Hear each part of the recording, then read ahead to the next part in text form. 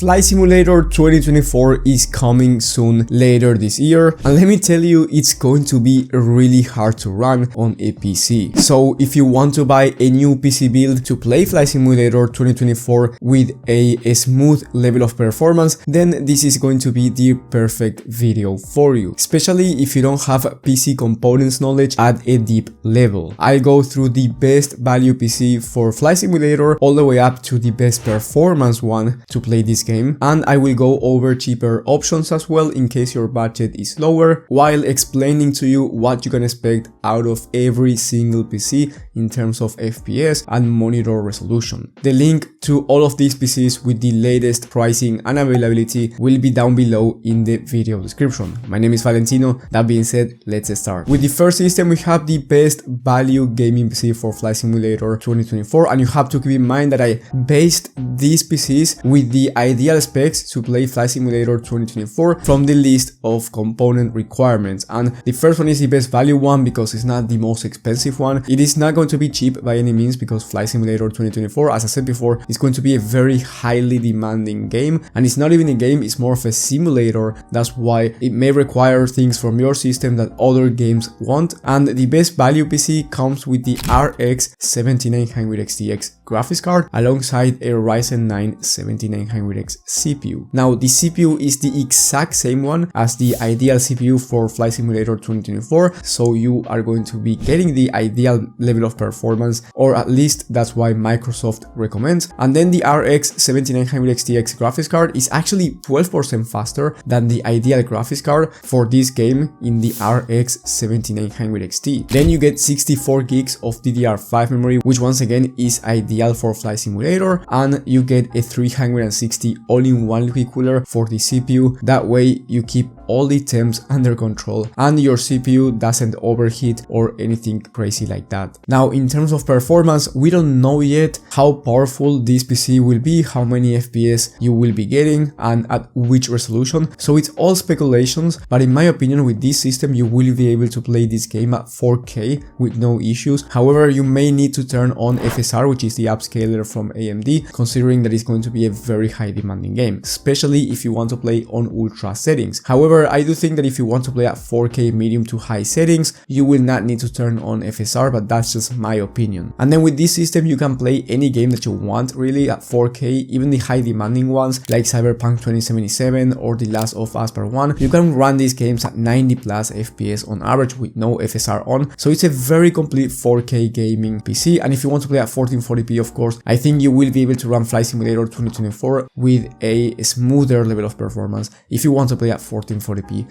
and not 4K. Now for the rest of the components, you get an A tier rated 850 watt power supply, which is ideal for this build. You get a case with plenty of airflow and a really good price in the Fantex XT Pro Ultra with 4 pre-installed RGB fans. Overall an amazing case for the price. Then you get a 1TB SSD, which is going to be enough considering that this game is actually not going to require a ton of storage. And then you get a B650 motherboard with all the features that you need for gaming in the Gigabyte B650 Eagle AX. Now the total price for this system by the time of filming is $1,861, so for under $1,900 you will be able to play Flight Simulator 2024 with really smooth frame rates at both 1440p and 4K resolution. Now the exact settings to be playing this game at smooth frame rates we don't know, as I said before, but I still guarantee you that because you are meeting or even surpassing the ideal specs for Flight Simulator, you are going to be getting a good level of performance. Now you can get this same exact system and get an Nvidia GPU instead in the RTX 4080 Super, which is slightly faster than the recommended Nvidia GPU to play this game in the RTX 4080. That's going to cost you a bit of extra money, but I do think it's actually worth it because the 4080 Super has DLSS, which is the upscaler from Nvidia, and we all know that DLSS works better than FSR objectively. So if you want to play at 1440p especially, or even 4K, the image image quality, if you want to turn on the upscaler, is going to be better on the Nvidia's GPU. So the 4080 Super is slightly slower when it comes to rasterized performance on average, but trust me when I say DLSS might be very important in Flight Simulator considering how high demanding this game is going to be. So if you want to turn on either DLSS quality or maybe you want to turn on frame generation to achieve those higher frame rates, well, the Nvidia GPU is going to be the much better option. And yes, you are spending a bit of extra money, and the total price for the entire system, if you go the Nvidia route, is going to be $1,910 by the time of filming, but in my opinion it's totally worth it, especially if you are going to be playing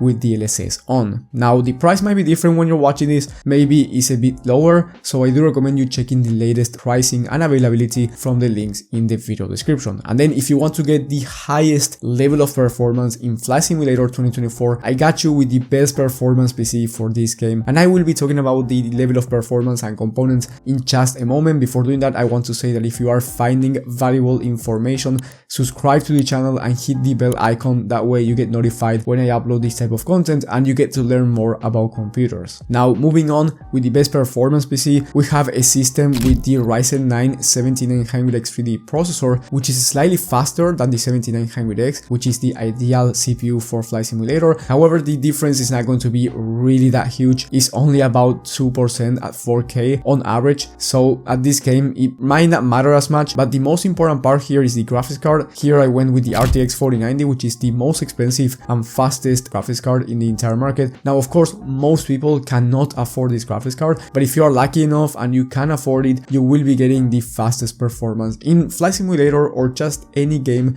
in the entire market, because here you get arguably the fastest CPU in the market alongside the fastest graphics card in the market, so you will be getting the highest FPS in every game. And in most high demanding games at 4K Ultra with no DLSS on, by the way, you will be able to achieve 110 FPS on average, which is really high considering I'm talking about high demanding titles. Now again, in Flight Simulator 2024 we don't know the level of performance, but with the 4090 you will be able to play at the highest frame rates available because it's the best one in the market. And I do think that you will be able to play at 4K Ultra settings. Maybe you have to turn on the DLSS quality at 4K or maybe not, but in my opinion at 4K Ultra, most likely if you want to achieve smoother frame rates, you will need to turn on the DLSS quality at least, especially if you are going to be turning on ray tracing. Now I don't know if this game is going to have ray tracing or not, I guess it will, but of course nothing is official yet. For the rest of the components, you get 2 TB of SSD instead of 1 TB, so you get more storage to install more games. You get 64 gigs of RAM again, which is ideal for Flight Simulator. You get a 240 liquid cooler, which is going to be plenty of cooling for a Ryzen 9 7900X 3D, and you can upgrade to a 360mm liquid cooler if you want to, but I don't think it's going to be necessary for this particular CPU. Now then you get the Montech Sky 2 GX for the case, which in my opinion is one of the best looking cases out there. Plenty of airflow, really premium quality, and a really good price overall. And last but not least, you definitely need a higher end power supply for this system because the 4090 requires a ton of power, and that's why I went with a 1200 watt 80 plus platinum A-tier rated power supply that's going to be perfect for this build. And the total price for this system by the time of filming is going to be about $3,000, which is very expensive, but again, if you have the budget to buy it, this is going to be the best performing PC, not just for Flight Simulator 2024 but for any type of game. Esports games like Fortnite, Valorant, CS2, and also high demanding ones like Cyberpunk or Red Dead Redemption 2. On the other hand, if you want cheaper systems and you still want to play at high frame rates or at least decent ones, then I recommend you getting the cheaper systems from this list, which are basically the ideal specifications for the Flight Simulator 2024, featuring a Ryzen 9 7900X processor and the RX 7900XT graphics card. Now,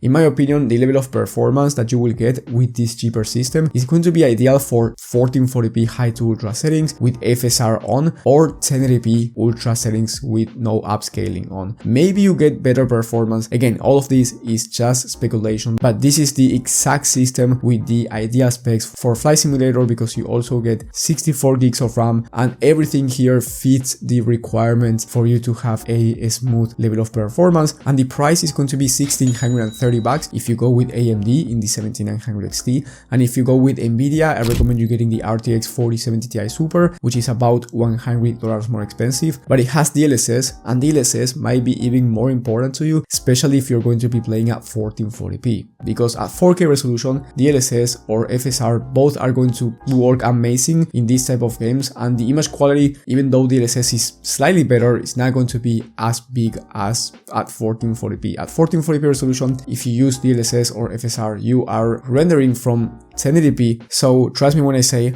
the 4070 Ti Super might be the best option, especially if you want to play at 1440p.